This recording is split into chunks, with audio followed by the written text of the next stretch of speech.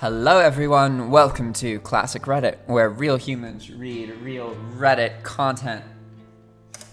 Today's question is by the Lucky Minecrafter, and it is, what is one completely normal thing that really disgusts you? This post by Flamey Lamey. Reheating food in the fridge and having to peel back the disgusting cling wrap with little cold droplets of condensation stuck underneath it. It just grosses me out and sort of turns me off wanting to eat the thing I'm about to microwave. If you cool food in the fridge without wrapping it first, you won't have the condensation problem, and it's better food safety-wise. If you use containers, plastic, glass, etc., instead of cling wrap, you won't get this problem. Wow, whoa. Did we just get a complaint that was immediately answered by two separate solutions? What is this? What just happened? Okay, here we go.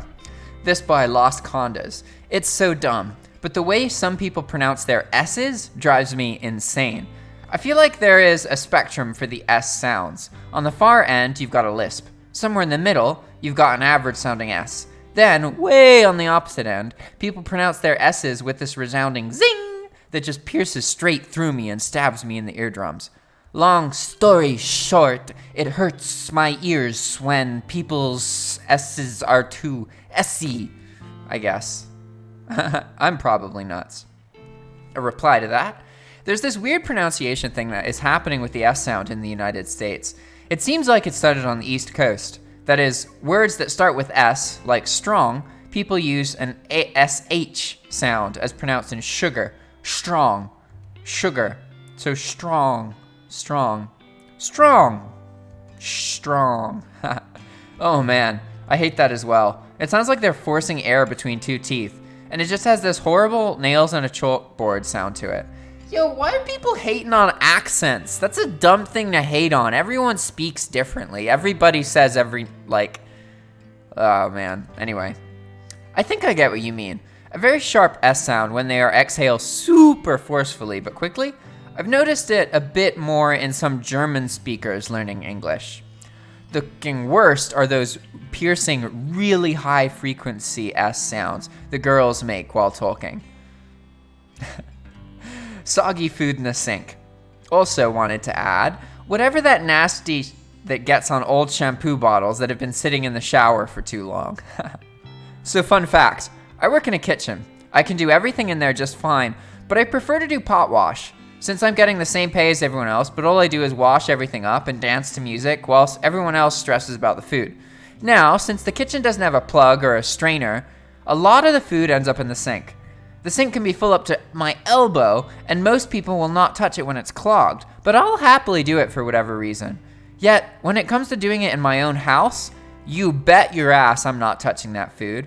I have no idea why I act like this. It's weird. One Pebble says, chunks in smoothies. The texture just throws me off and I can't drink it anymore. When people blow air out of their nose to clear it, but not into a tissue. Oh man, I do that all the time. Actually, I pull air into my nose to clear it. When little kids get food or snot on their face, makes my stomach turn. Sounds like this guy probably doesn't want to be around kids. I worked in childcare. I'm used to having a running ranking system with my non-childcare mates for the nastiest things I've ever seen or experienced. It was good for a laugh. I've been covered with every imaginable kid substance, but the worst thing I ever experienced, a grandparent put their mouth over a baby's nose and sucked all the snot out. She asked me for a tissue to spit it in, and all I could see were the strings of snot between her teeth. My childcare poker face slipped for a fraction of a second. Disgust might not be the right word for it, but I get super squeamish about anything touching my scars. Sex is really awkward because I have surgery scars all over one side. They don't hurt, but anything touching creeps me the hell out because of all the stretching, slightly numb feeling. These scars are over 20 years old. It's so ridiculous too, because I've suffered a lot of pain, and it's just whatever to me. But this is what I'm squeamish about. Medical person here. Your scars are in a hypersensitive state, and they will stay that way until you desensitize it. You can desensitize your own scars. I actually had to go to physical therapy for this after an ankle surgery because I couldn't even put a sock on the scar without freaking out and having a weird sensation.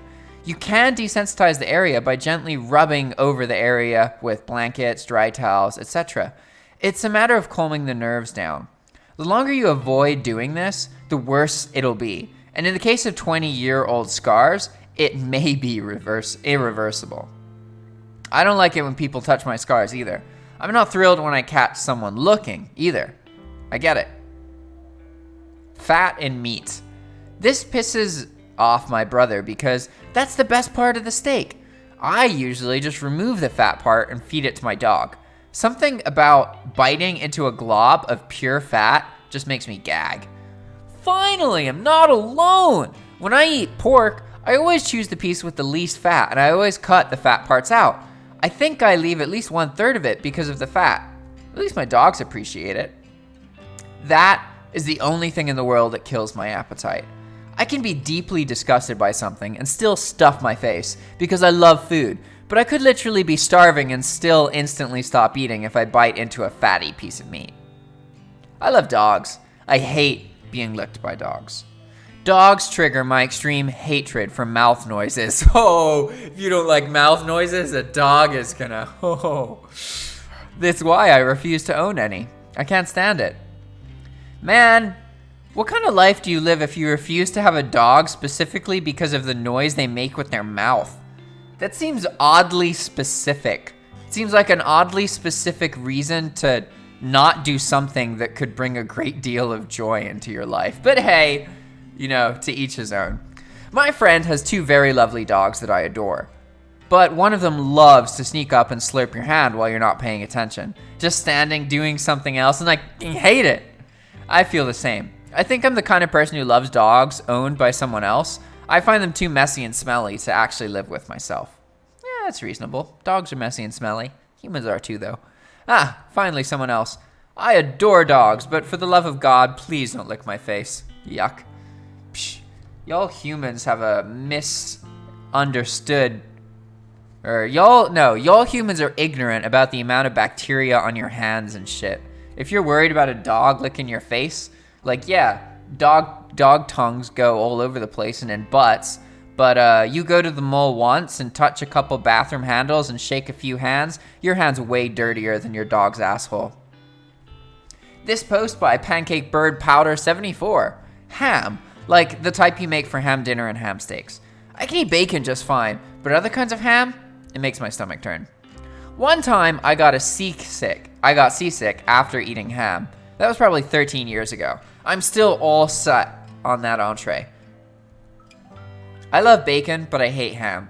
Everyone I tell this to is like, have you ever tried ham? And I say yes. I had it twice and I still hate it. Other people's strands of long hair clumped together in a public washroom sink. Makes me physically ill.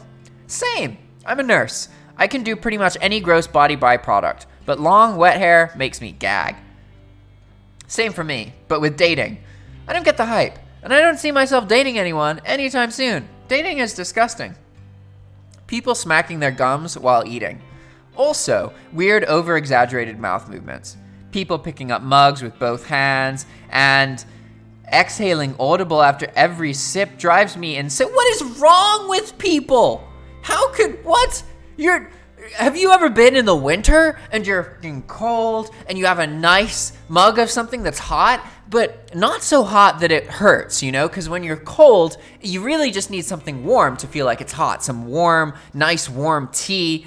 How can your shivering hands hold a nice steaming warm cup of tea and not be audible and sip it loudly? How do these people find joy in their lives? I don't get it.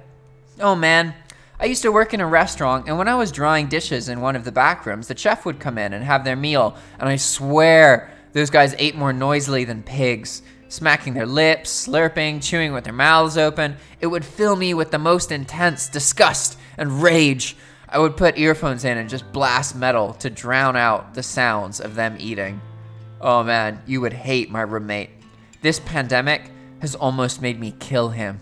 He smacks his lips, regardless of what he's eating, and I swear I never noticed it until now, and we've lived together for like 10 years.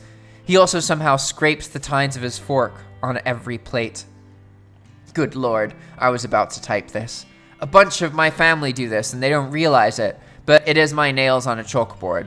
One time my friend did it with macaroni, and get this, he slurped the cheese, water, milk, whatever it was. I choked on the macaroni I was eating, grabbed his fork, and threw it at a wall. I was done with that. Oh man, I think I'm too cultured to get shit like this. Cause like you can't be offended by the way people eat food because what you think is respectful is disrespectful in another country, and what you think is disrespectful is respectful in another country. There's places where if you slurp your food, you'd be slapped. And there's other places where if you slurp your food, that's like you saying, holy this is amazing! Best food I've ever had! This is awesome! And if you don't slurp your food, the chef's gonna be like, what the fuck's wrong with you? You hate my food? You offended my family. You will never marry my daughter. You know, it happens to all of us all the time. You gotta be careful, especially with food. Try and be more understanding, guys. Some people make noises. And if you're like tasting coffee and crap, when they teach people at coffee shops to taste coffee, guess what they tell you? They tell you go, because it aerosols the coffee all over your palate for a more refined bullshitting of the notes present in the brew. Next, we have this post by Tallery in response to what is a completely normal thing that totally disgusts you. There's a condition called misophonia where certain sounds trigger emotional or physiological responses that some might perceive as unreasonable given the circumstance. I suffer from this so badly that it has ruined relationships. Those who have misophonia might describe it as a sound that drives you crazy. Their reactions can range from anger and annoyance to panic and the need to flee. The disorder is sometimes called selective sound sensitivity syndrome. Whoa, that makes way more sense than the previous name. The crust that forms around the nozzle of a mustard bottle, especially if it falls onto your food. Get off my meal, you gross-ass mustard plug. I hope I don't get a ton of hate for this as a woman, but I don't like the way pregnant bellies look.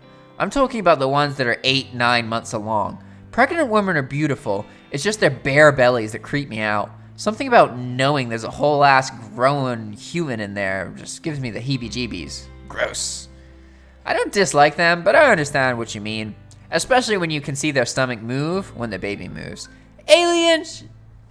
Alright everybody, thanks for watching. I really appreciate your time, effort, and attention. If you are interested in making YouTube content just like this, but you're intimidated by running a YouTube channel where you spend 10 hours editing 1 hour of video, don't worry, you don't need to start that way. It's true that in the long run, putting a lot of time and effort into a video that you know there is demand for that answers a specific problem is how you gotta run a YouTube channel. But to get you to that point, you need to make as much content as possible and stop wasting your time trying to figure out the perfect video to make because you're never gonna make that perfect video. But if you would just make videos reading content that you explore, you enjoy, adding your own voice, your own narration, your own reaction to it, that can be a great starting point because you can make videos. You could make 30 minutes of video and 35 or 40 minutes of content, of time spent. Think about that. You've been procrastinating your YouTube channel? Well, guess what? You could just be reading stuff online and making videos and feeling like you've been making that YouTube channel you've been procrastinating on. And if you're interested in that, please reach out to us. We want to talk with you. We are developing a product specifically for that purpose. So we would love to have a Zoom call with you, okay? Please reach out to us by going to our YouTube channel, going to the About page, clicking on the email contact, and doing the CAPTCHA code.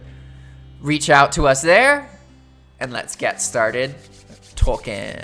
All right, everybody. Thanks for watching. See you next time. Ciao.